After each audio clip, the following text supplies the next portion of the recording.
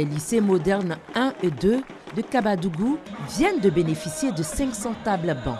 Et la direction régionale de l'éducation nationale a reçu du matériel informatique composé de 20 ordinateurs, 20 imprimantes et de 20 onduleurs. Ces dons ont été remis au cours d'une cérémonie officielle qui a réuni tous les acteurs de la communauté éducative de la région et du représentant du donateur, le ministre de l'économie et des finances, Adama Koné. Il soutient ce développement à travers divers dons. Kassoum Koné a, au nom du ministre de l'économie et des finances, indiqué que ce matériel vise à améliorer les conditions de travail des élèves de la région. Cette action s'inscrit toujours dans la même logique de monsieur le ministre, celle de favoriser les meilleures conditions de travail des élèves pour les permettre d'avoir de très bons résultats, pour les permettre de réussir leurs examens, pour les permettre de réussir dans les études.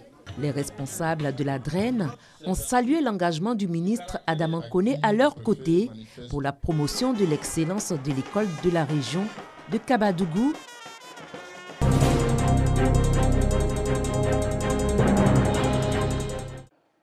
Université de Bouaké, faculté de médecine. Les étudiants promoteurs de la bonne santé surtout, évitez de creuser sa tombe avec ses cuillères et ses fourchettes. Bey Amadou, responsable de Africa Rice, a invité des étudiants pour les entretenir sur leur contribution à l'amélioration de la santé de la population. Le conférencier a surtout insisté sur les dangers causés par des maladies liées à la malnutrition. L'objectif, c'est tout simplement de les sensibiliser parce qu'on se rend compte qu'en Afrique, de plus en plus, contrairement à ce qu'on pensait, les 3 dernières décennies ont été quand même un peu catastrophiques. Il y a des maladies chroniques qui sortent, échanger avec les étudiants pour sensibiliser la population. L'université Alassane Ouattara est le seul établissement de l'enseignement supérieur à dispenser une formation de haut niveau en santé communautaire. Que votre remède soit votre alimentation et que votre alimentation soit votre remède. En faisant cette conférence, nous attendons à dire à la population de choisir son alimentation. Manger équilibré pour vivre sain. Thème de la conférence est initié pour apporter un plus à la formation de la première promotion des étudiants en master santé communautaire.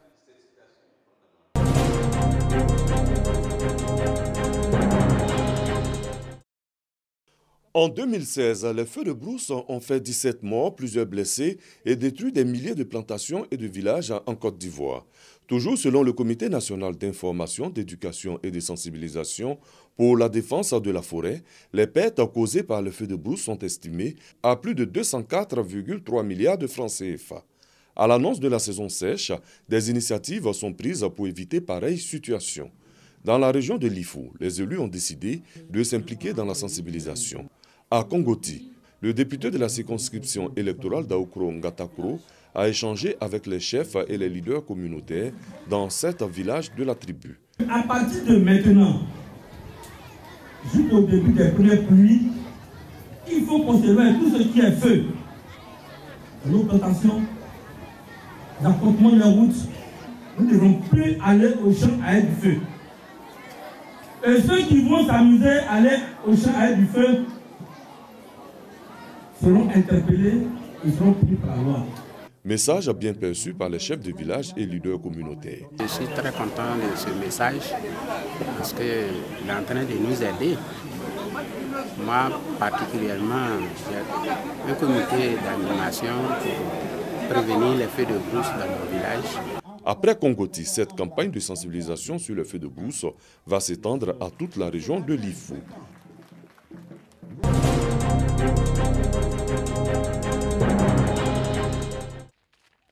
Situé au nord de la Côte d'Ivoire, à environ 100 km au sud de la ville de Korogo, Tortilla est une petite ville dont l'histoire se confond avec la découverte des gisements diamantifères.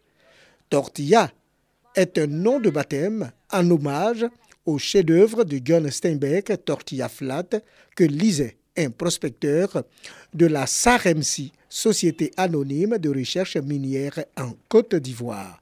Administrativement, Tortilla est une sous-préfecture anciennement située dans le département de Katoula et aujourd'hui dans le département de Niakara-Madougou. C'est l'usine qui était là, après le lavage du gravier. Les blancs prennent ce qu'on appelle diamant et c'est les déchets qui se trouvent toujours derrière moi. La seule activité à cette époque était la recherche du diamant. En 1974, la SAREMSI déficitaire cessa ses activités. Alors commença l'aventure de l'exploitation artisanale d'anciennes mines de diamants laissées à l'abandon à la fin des années 70.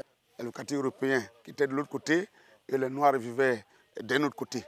Mais dans une symbiose, tous les enfants des Blancs qui étaient à l'époque, qui vivaient là, suivaient le programme français. De l'autre côté, il y avait l'école africaine qui suivait le programme ivoirien.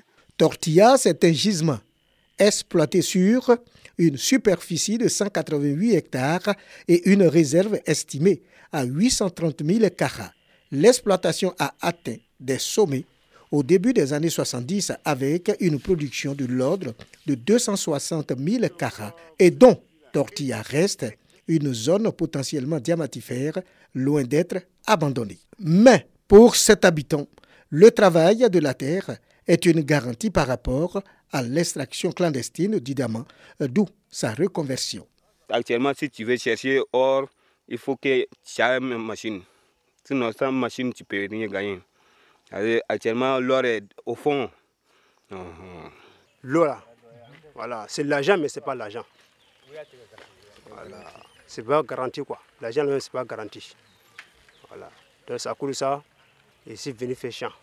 La SODEMI, Société pour le développement minier de la Côte d'Ivoire, est sur place dans la localité et la prospection se poursuit sur le terrain. Tortilla, terre bénie, qui creuse trouve et qui sème récolte.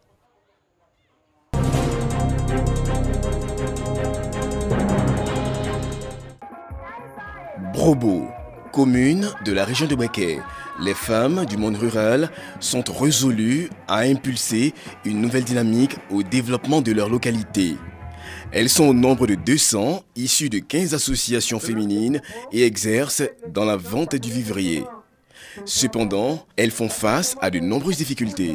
Les femmes de Brobo, surtout dans le milieu rural, au village, les femmes qui ne savent pas lire, souffrent. Elles ne sont pas allées à l'école, elles ne savent pas comment faire leur plan d'action pour pouvoir mener leurs activités. Pour relever le défi du développement, elles ont intégré la grande famille de l'Union des femmes pour l'émergence de la Côte d'Ivoire. D'où l'investiture de la section de Brobo de l'Union des femmes pour l'émergence de la Côte d'Ivoire. Une cérémonie placée sous le parrainage du président du conseil régional de Bouaké. Promouvoir la femme, l'aider à se développer, c'est aider à développer également la nation. Quand on aide nos mamans, même si elles n'ont pas fait les études, à avoir accès à des microcrédits, pour faire de la tomate, pour faire de l'élevage. Ça participe au développement de la femme. Et ça également, ça participe au développement de la société. Les autorités de Brobo ont encouragé ces femmes pour la préservation de cette unité, gage de développement durable.